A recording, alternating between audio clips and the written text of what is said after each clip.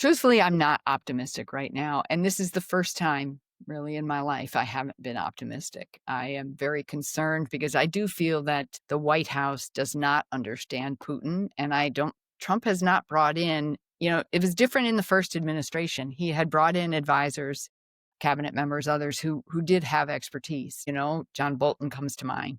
And this time, not so much. And I feel that that's a real reason for concern, because if he doesn't have advisors telling him, listen, Putin is this, and this, then what he does, I think, Trump, is he puts his own kind of perspective onto Putin. And if Putin doesn't think the way he does, or any of us do. So I am not, I mean, I do think, Americans are very resilient. And I do think that over the course of, 10 or 15 years, things will come around, and perhaps we will be in a stronger democracy where everybody has a voice, not where just one party has a voice, right? I mean, I want to believe that is the case. I think, that's something to really strive for. And our government has operated that way in the past, sometimes better than others, sure.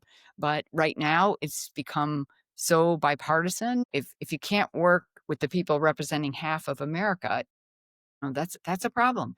I mean, you can jam your perspective through when you're in the majority, but that's not the best thing for the country, right? right? The You got to best be able to thing is balance that, it.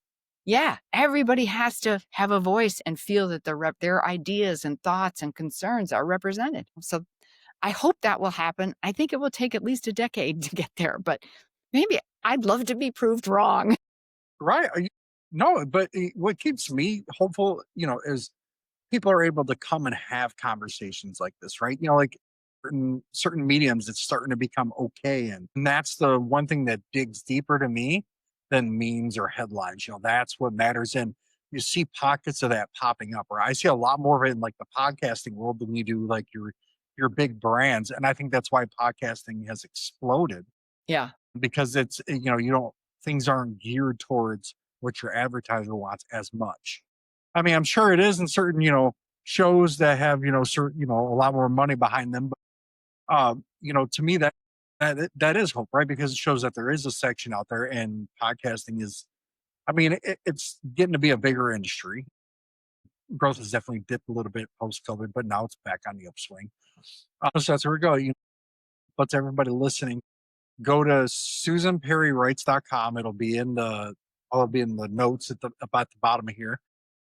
Pick up The Communist Secret. Like Susan said, it's more than a novel. It's a reminder of how fragile truth really is. Don't forget to subscribe to our newsletter here, everybody. And remember, real change doesn't come from shouting louder. It comes from listening harder. And that's why here we always say no left, no right,